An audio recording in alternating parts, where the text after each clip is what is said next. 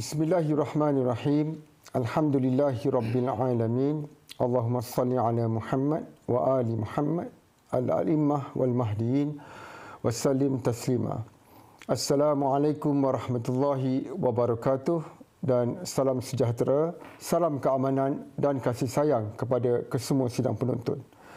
Selamat menonton episod ini dalam program Khazanah Mahdi yang bertajuk Kesalahan Para Nabi Utama, di mana program Khazanah Mahdi adalah bertujuan untuk menyampaikan dan menjelaskan ilmu-ilmu dari para Mahdi alaihissalam yang merupakan para khalifah Allah Subhanahu Wa Taala pada zaman kita ini. Episod ini adalah sambungan daripada episod yang bertajuk Konsep Sebenar Kemaksuman, di mana di dalam episod tersebut kami telah menjelaskan dan membetulkan salah faham tentang konsep kemaksuman di dalam agama-agama Yahudi, Kristian dan Islam. Di mana secara ringkasnya konsep kemaksuman terbahagi kepada dua, iaitu kemaksuman yang diraih dan kemaksuman yang diwarisi. Sidang penonton, kemaksuman yang diraih adalah kemaksuman yang hanya dicapai oleh seseorang setelah dia memenuhi syarat-syarat yang ditentukan oleh Tuhan dan boleh dilucutkan jika tidak lagi memenuhi syarat-syarat tersebut. Sementara kemaksuman yang diwarisi pula dimiliki sejak dilahirkan dan hanya beberapa khalifah Allah Subhanahu Wa Taala sahaja yang memilikinya. Kami mengesyorkan kepada anda semua yang belum lagi berkesempatan menonton episod Konsep Sebenar Kemaksuman untuk terlebih dahulu menontonnya, dan pautan kepada episod ini kami sediakan di dalam ruangan deskripsi. Sidang penonton, di dalam episod ini kami akan membincangkan dengan lebih lanjut kesalahan-kesalahan yang dilakukan oleh beberapa para nabi utama yang dicatatkan di dalam Taurat, Injil dan Al-Quran. Dan kita akan sama-sama memahami jenis-jenis kesalahan yang mereka lakukan. Oleh itu saya jemput dulu saudara Ahmad Bukhari untuk memulakan dan penjelasan dan perbincangan berkaitan topik ini. Dipersilakan.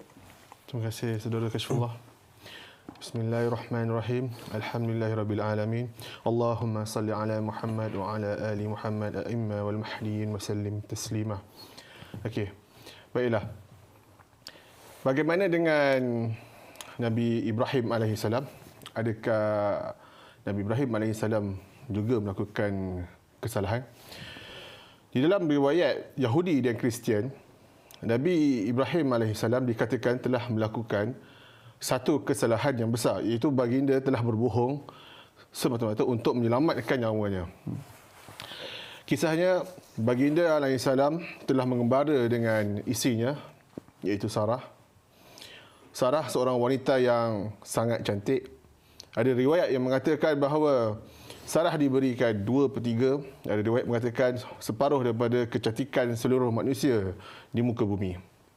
Sarah seolah-olah bersih wanita kepada Nabi Yusuf alaihissalam dengan ketampanan baginda. Ini juga mengapa bahawa kita tahu kisah Nabi Yusuf alaihissalam, kerana sememangnya Nabi Yusuf alaihissalam merupakan cicit kepada Sarah. Maka Nabi Yusuf mewarisi kecantikan Sarah. Baik. Nabi Ibrahim alaihissalam mengembara bersama-sama dengan Sarah. Ketika itu, di zaman itu, tiada polis. Jadi mereka terdedah dengan banyak bahaya. Banyak perompak, orang-orang yang jahat yang suka merampas harta benda dan menculik manusia. Nabi Ibrahim pula tidak memiliki tentera dan tiada kaum kabilahnya bersamanya untuk melindungi Nabi Ibrahim dan isterinya. Okay. Menurut kisah, Nabi Ibrahim dan Sarah telah ditahan sebanyak 2 kali. Kali pertama di Mesir. Beberapa orang Mesir ketika itu telah melihat Sarah dan mendapati Sarah amat cantik dan telah mengkhabarkan kepada Firaun. Mereka mengatakan kepada Firaun bahawa Sarah amat cantik dan mereka tidak pernah melihat kecantikan seperti Sarah pada wanita mana-mana sebelumnya.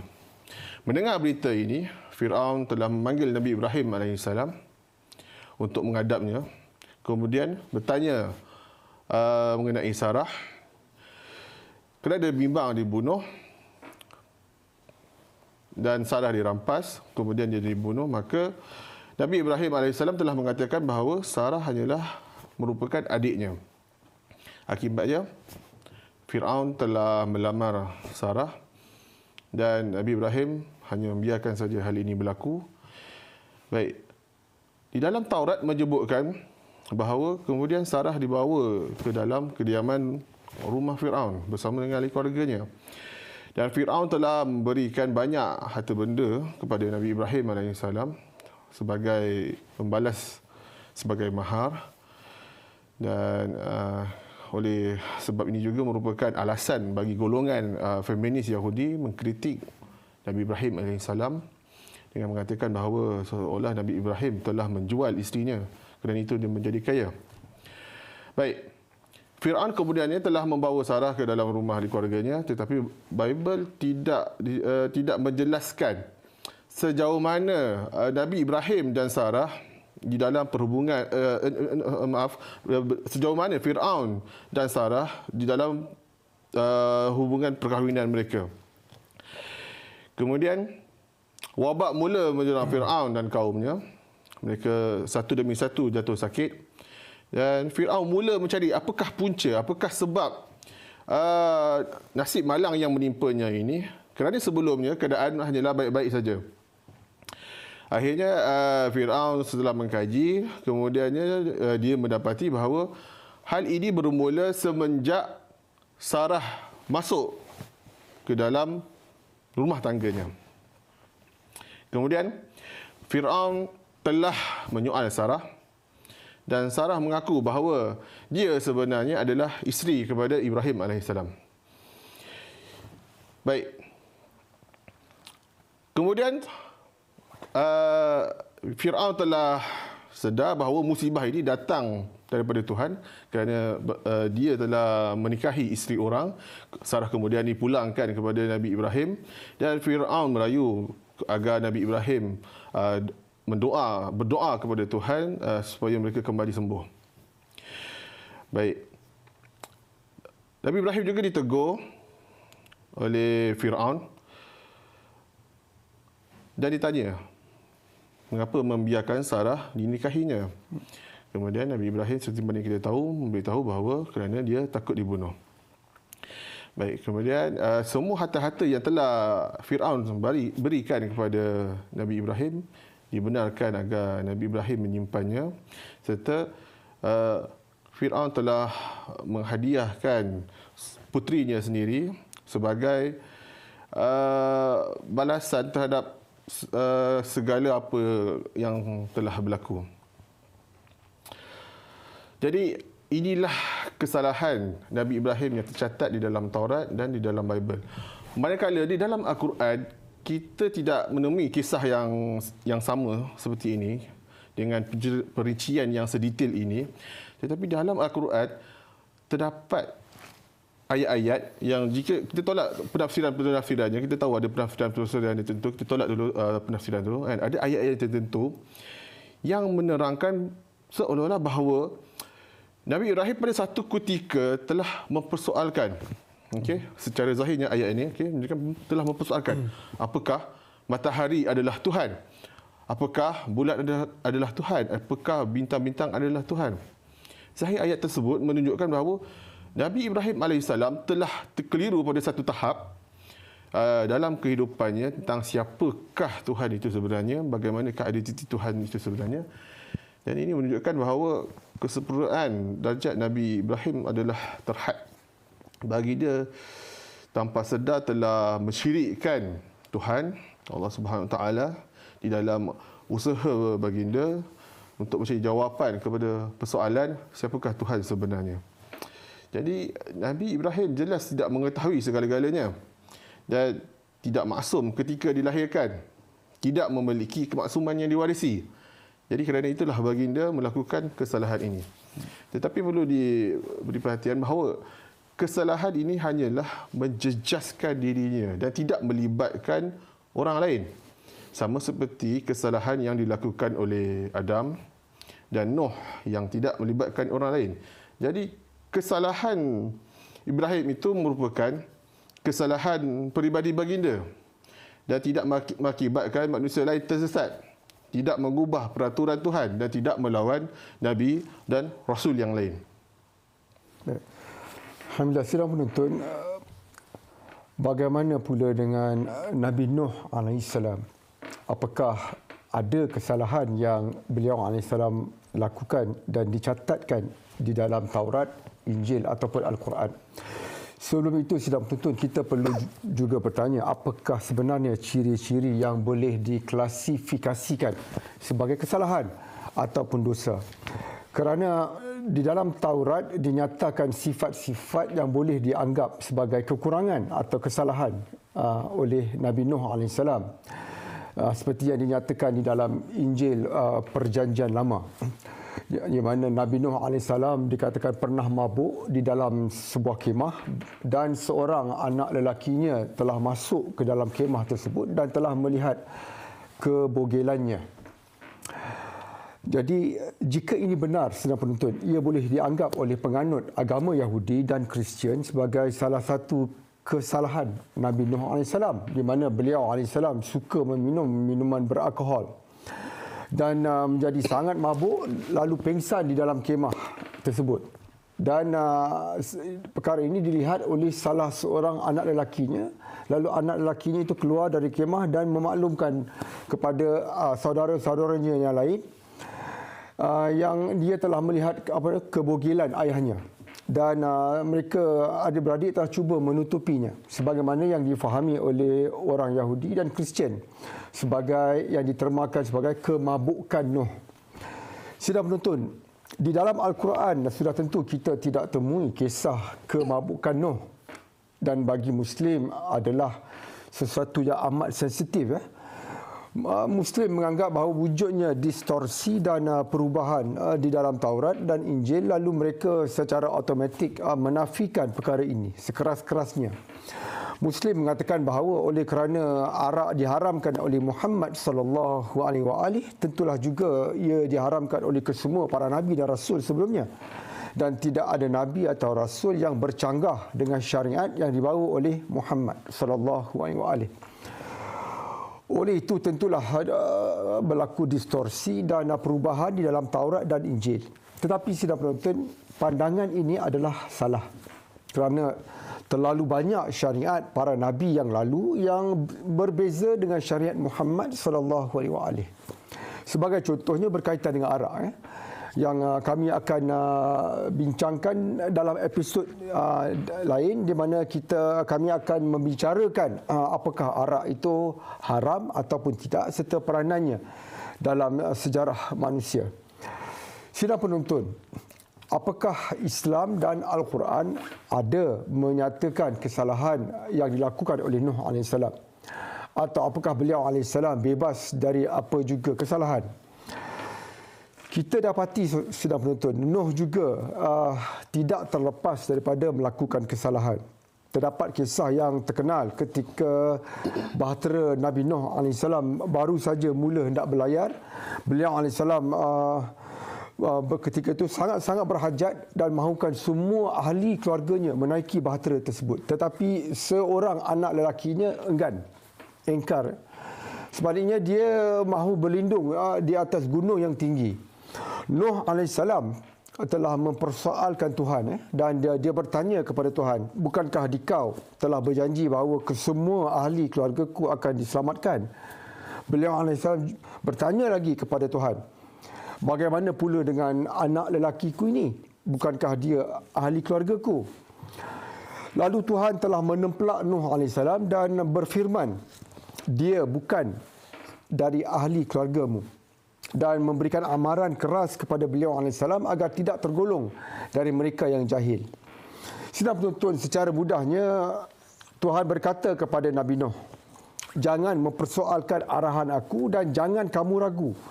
Jika tidak, kamu akan tergolong daripada mereka yang jahil dan aku tidak mahu seorang Nabi yang jahil. Oleh itu, jangan sampai kamu kehilangan darjat dan makam kenabian kamu. Sidang penonton, jelas sekali Nuh AS telah melakukan kesalahan dan diberikan amaran oleh Tuhan. Oleh itu kita dapati Nuh AS iaitu salah seorang Nabi Ulul Azmi yang membawa perjanjian dengan Tuhan juga melakukan kesalahan. Sebaliknya sidang penonton, kita dapati Muhammad sallallahu alaihi wasallam dan Isa alaihissalam tidak pernah langsung melakukan kesalahan sebagaimana dilakukan oleh Adam alaihissalam ataupun Nuh alaihissalam ataupun Ibrahim alaihissalam. Mereka berdua ini juga tidak pernah melanggar apa juga arahan langsung daripada Tuhan dan tidak pernah mempersoalkan Tuhan.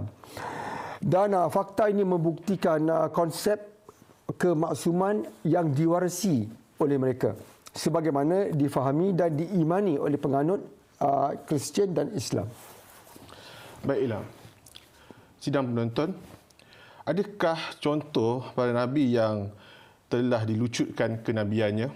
Okey. Salah satu contohnya seperti mana yang telah berlaku kepada Bal'am bin Ba'urah. Menurut kitab Yahudi, diriwayatkan bahawa Bal'am telah diutus kepada kaum bukan Yahudi, iaitu atau yang kita panggil sebagai Gentile, dan dia berada pada darjat yang sama seperti Musa AS. Tetapi Bal'am masih membawa dan mengajar perjanjian daripada syariat Nuh AS. Makam darjat Bal'am sangatlah tinggi dan dia boleh melihat apa yang berada di bawah takhta Tuhan. Baik, tetapi akibat kedekian dan cemburu kepada Nabi Musa AS, dia telah melakukan satu kesalahan, iaitu membawa kaumnya menentang Nabi Musa AS. Dan ini telah menyebabkan jawatan kenabiannya dilucutkan dan dia dihumban ke neraka. Jadi jelas konsep pelucutan kenabian boleh berlaku. Seorang Nabi itu boleh dihumban ke neraka seperti mana yang berlaku kepada Bal'am. Okey. Berbalik kepada kisah Adam AS, jika kita renung kisah kepada Adam AS, mengapa kita mungkin bertanyakan mengapa Adam AS tidak dihumban ke neraka? Okey. Kerana baginda kenapa baginda diampunkan dan dipulihkan kembali ke nabiannya? Jadi di sini mari kita lihat perbezaannya. Adam ketika memakan pohon tersebut, baginda telah melakukan kesalahan terhadap dirinya sendiri. Tetapi Adam tidak menyesatkan dirinya, tidak menyesatkan orang lain. Tiada malaikat yang makan dari pohon tersebut. Hanya Adam dan isterinya, Hawa, yang datang daripada dirinya yang telah melanggar perjanjian tersebut. Jadi secara khususnya, sememangnya Adamlah yang telah makan daripada pohon tersebut. Sebaliknya Bal'am, ketika dia meminta laknat daripada Tuhan agar ditimpakan kepada Nabi Musa AS, dia telah mewujudkan satu pertumbungan, satu konflik yang terbuka dengan seorang Nabi Allah yang lain. Dan para pengikutnya telah menjadikan Musa AS sebagai musuh. Oleh itu, Bal'am dengan ini telah menyesatkan kaumnya dan mewujudkan konflik yang besar kerana sesiapa yang mengikuti Bal'am akan disesatkan sepenuhnya. Dan di sinilah kita dapati terdapat satu garis halus yang memisahkan dan menjelaskan mengapa Tuhan boleh mengampunkan kesalahan para nabi dan rasul yang lain, iaitu asalkan kesalahan tersebut tidak menyesatkan manusia yang lain. Jika kesalahan itu terjadi kepada seorang nabi atau rasul, Tuhan boleh mengampunkannya. Tetapi jadat nabi itu sendiri yang akan terjejas. Ini menunjukkan bahawa keimanan mereka sendiri yang tidak cukup. Tuhan tetap boleh mengampunkannya kerana itu adalah dosa peribadi antara dia dan Tuhan. Tetapi Tuhan tidak akan memaafkan kesalahan yang menyebabkan manusia lain terseleweng dan tersesat, kerana hal itu akan menyebabkan dia tidak lagi layak untuk menjadi seorang nabi, tidak lagi layak untuk menjadi seorang utusan kerana dia telah gagal untuk melaksanakan perintah dan kehendak Tuhan. Alhamdulillah. Sidang penonton, kesalahan seterusnya ialah yang dilakukan oleh Nabi Musa AS. Ada beberapa kesalahan beliau AS, tetapi yang terbesar ialah beliau tidak mengkhatankan anak lelakinya. Walhal dalam perjanjian dan syariat Ibrahim AS yang dibawanya, iaitu amalan atau perintah mengkhatankan anak lelaki adalah satu kewajipan, dan jelas Musa AS telah melakukan kesalahan. Di dalam Injil dicatatkan bahawa Tuhan telah menunggu Musa AS di satu tempat untuk membunuhnya kerana beliau AS tidak mengkhatankan anak lelakinya. Sehingga kan isterinya Zipporah telah mengkhatankan anak lelaki mereka dan memotong kulit daripada kelamin anak lelaki mereka, dan kulit itu dilontarkan isterinya ke kaki Musa AS. Dengan harapan semoga kemurkaan Tuhan dijauhkan. Dan jelas sekali lagi ini adalah satu kesalahan besar Musa AS. Tetapi sidang penonton, oleh kerana beliau AS tidak mengarahkan kaumnya sendiri untuk berhenti daripada melakukan amalan khatan anak lelaki mereka, jadi beliau AS tidak menyesatkan kaumnya. Tetapi kesalahan beliau ini hanyalah kesalahan peribadi. Sekadar dirinya saja yang tidak melaksanakannya.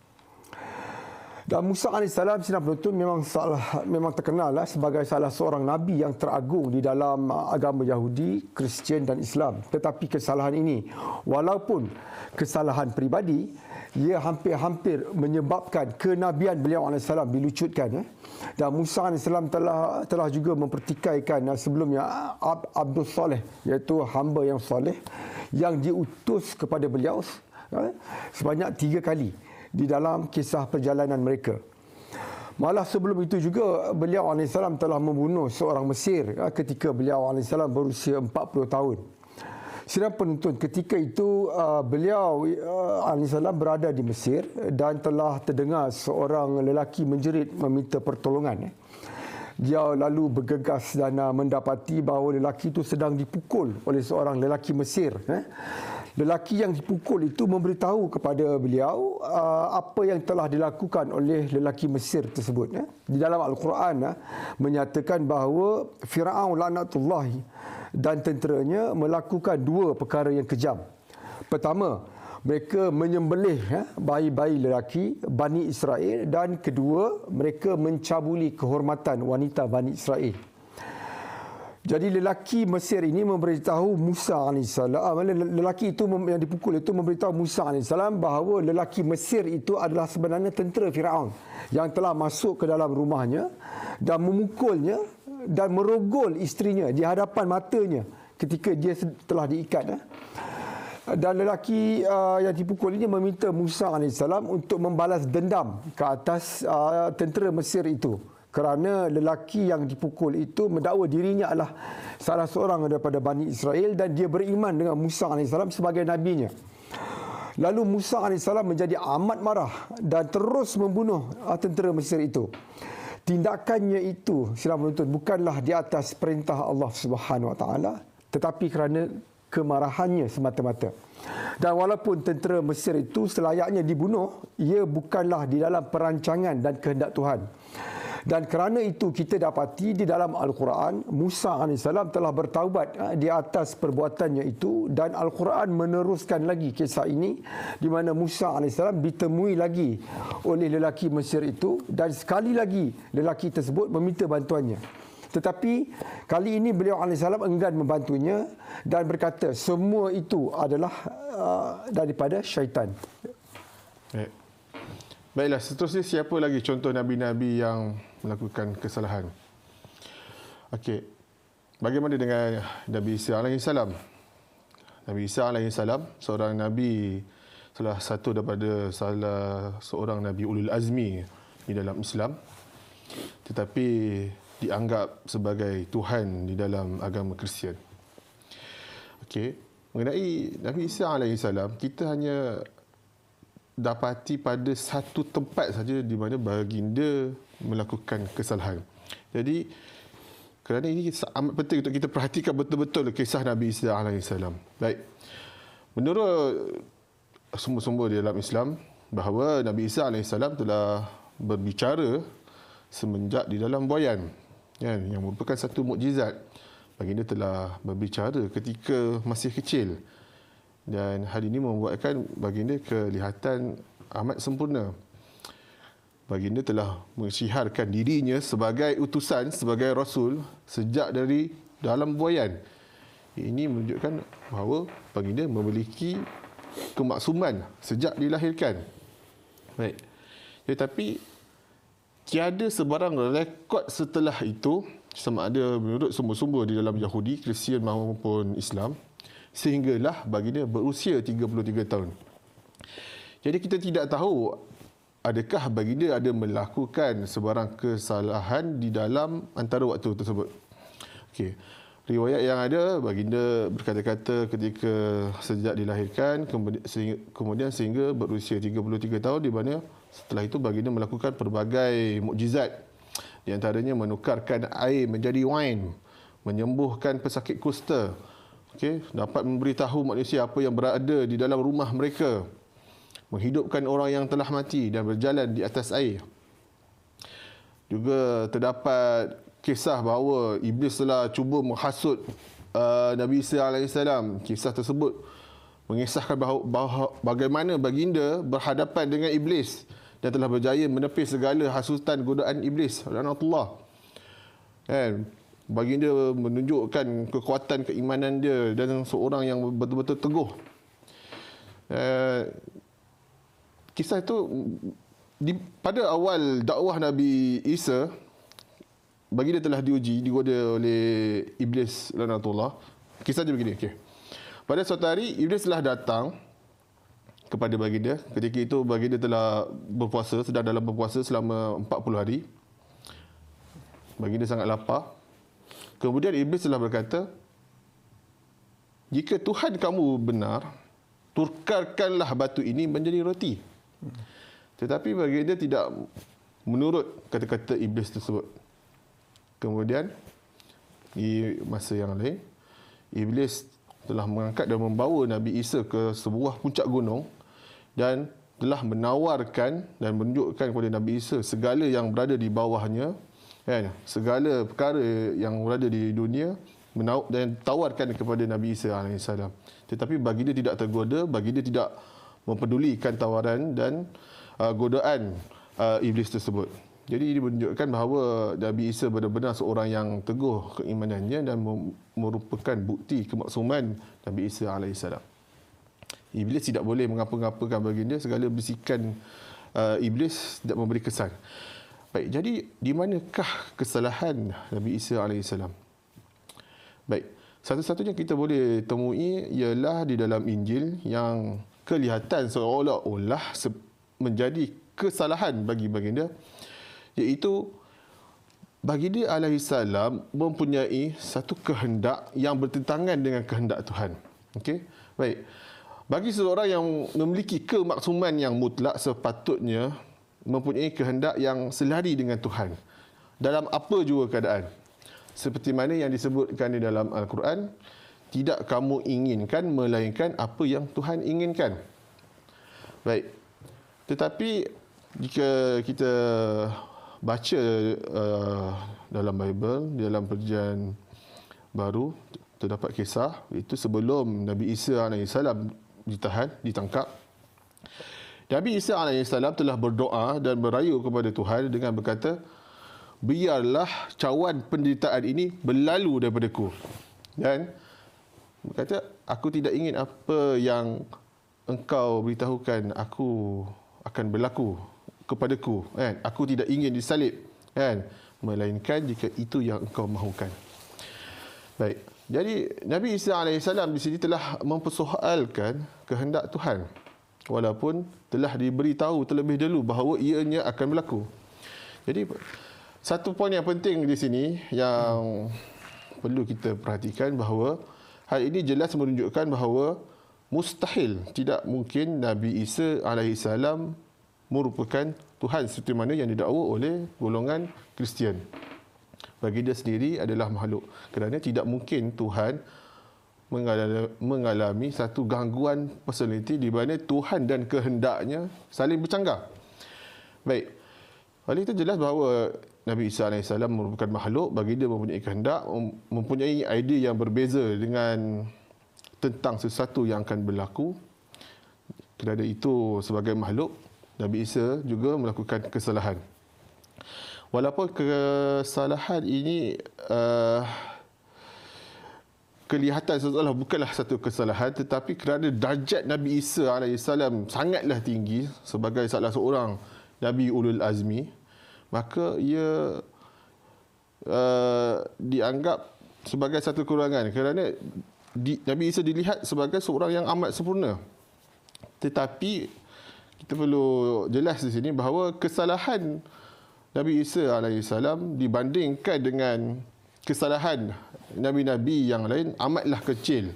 Dan jika dibandingkan contohnya dengan kesalahan Adam alaihissalam yang secara teruslah melanggar peraturan perjanjian dengan Allah Subhanahu Wa Taala. Okey. Nabi Isa hanyalah berkata jika boleh jangan biarkan ianya berlaku, kan? Dan ia juga amatlah kecil jika dibandingkan dengan kesalahan Nabi Nuh alaihissalam yang telah mempersoalkan Tuhan, kan? Sebaliknya Nabi Isa sekadar bertanya, kan?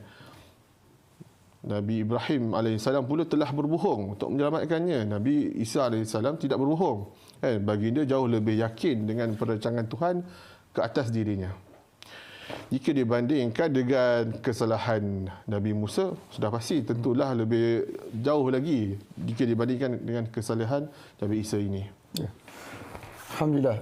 Sidang penonton, akhir sekali, mari kita lihat apakah ada kesalahan yang dilakukan oleh Nabi tercinta Muhammad sallallahu alaihi wasallam.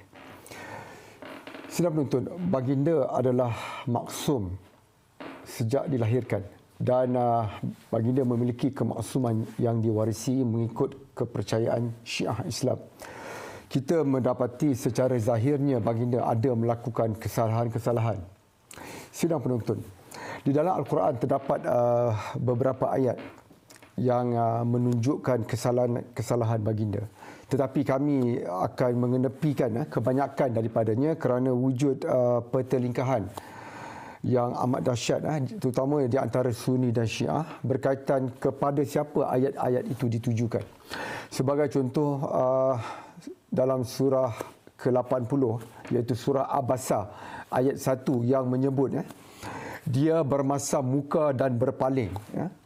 Ayat ini membawa maksud Tuhan menempelak seseorang kerana ada seorang buta yang hadir dan bertanya tentang agama atau dia ingin mengetahui sesuatu dan dia kelihatan mengganggu ucapan Nabi ketika itu. Yang ketika itu Nabi sedang berbicara dengan orang lain. Dan mengikut riwayat Sunni, Nabi SAW lebih menumpukan perhatian baginda dan dakwahnya kepada golongan Quraisy yang kaya raya berbanding dengan seorang buta yang tidak memiliki apa-apa.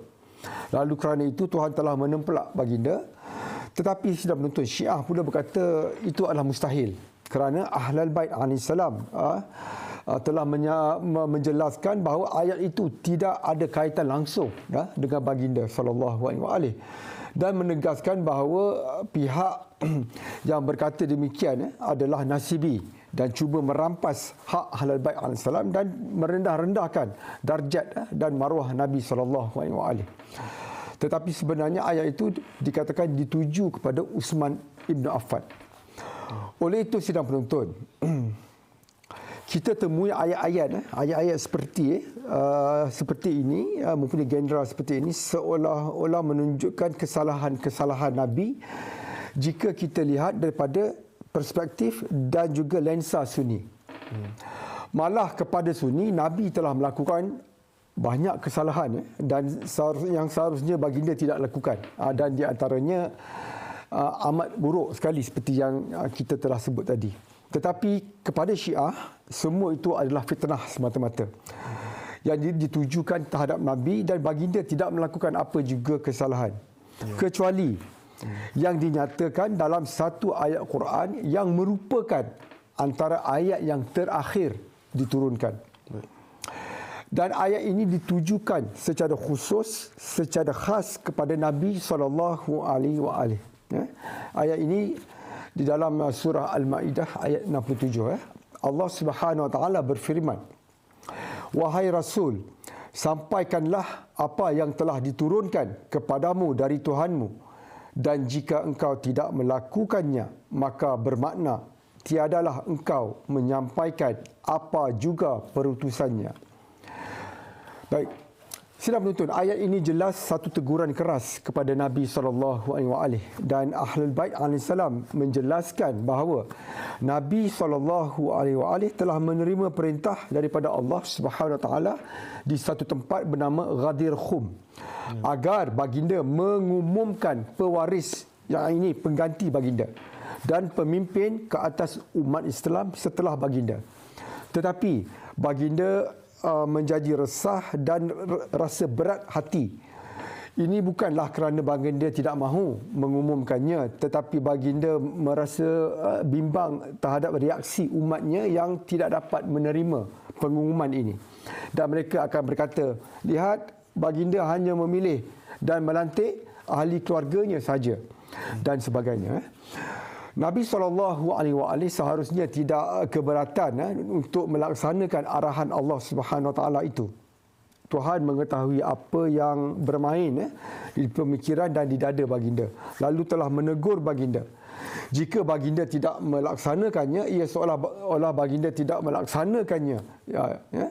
Dan seolah-olah baginda bukan lagi seorang Nabi dan telah dipadamkan terus daripada senarai kenabian.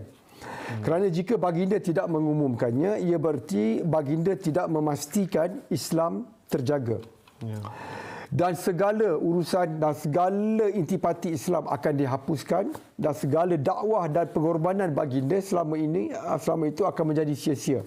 Kerana jika baginda tidak melantik Ali bin Abi Talib AS, para munafik akan cuba merampas Islam dan akan mewujudkan imam-imam palsu yang akan mengubah agama Islam. Dan tiada siapa pun akan beriman dan mengikuti dan mentaati Imam Ali AS.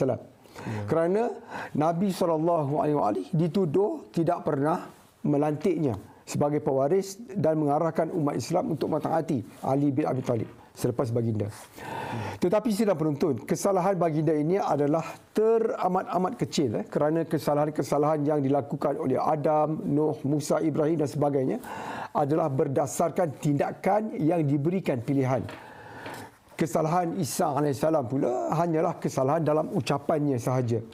Tetapi kesalahan Nabi SAW bukanlah kesalahan tindakan ataupun ucapan, tetapi ia hanyalah sesuatu yang bermain di dalam pemikiran dan juga dadanya. Dan boleh saja perkara ini tidak dikira pun sebagai dosa. Tetapi untuk darjat, makam dan kedudukan Nabi SAW, ianya seharusnya tidak berlaku. Lintasan pemikiran seperti itu tidak seharusnya berlaku. Keberatan di hatinya tidak seharusnya wujud. Namun begitu, sidang penuntut, Muhammad SAW terus kekal memiliki kemaksuman yang diwarisi selama-lamanya. Kerana baginda tidak pernah melakukan atau berbicara apapun yang boleh menyesatkan manusia atau menzalimi dirinya sendiri. Kesalahan baginda hanyalah sesuatu yang bermain di pemikiran dan dadanya. Dan baginda sallallahu alaihi wasallam telah diperingatkan oleh Allah Subhanahu Wa Taala melalui ayat tersebut. Jadi ia bukan sesuatu kesalahan yang boleh diambil kira sebagai sesuatu yang boleh membatalkan kerasulan dan melucutkan kemaksuman Rasulullah sallallahu alaihi wasallam. Alhamdulillah, sidang penonton, kita telah tiba di penghujung rancangan ini. Sukacita saya menjemput sidang penonton dari semua agama dan kepercayaan untuk melayari laman sesawang kami di dalam bahasa Inggeris dan menyertai forum-forum Telegram kami di dalam bahasa Malaysia dan di dalam bahasa Inggeris. Pautan-pautan kepada semua tersebut kami sertakan di dalam ruangan deskripsi. Anda juga boleh membuat turun secara percuma kitab The Goal of the Wise di hadapan ini yang dikarang oleh Al-Qaim daripada keluarga Muhammad, iaitu Abdullah Hashim Abba Al-Sadiq AS, di laman rasmi kami di www.theahmadireligion.org. InsyaAllah buku ini, kitab ini akan diterbitkan dalam versi bahasa Malaysia dalam masa terdekat. Dan sehingga kita bertemu lagi, kami Ansar Imam Al-Mahdi AS mengucapkan berbanyak terima kasih. Assalamualaikum warahmatullahi wabarakatuh dan salam sejahtera.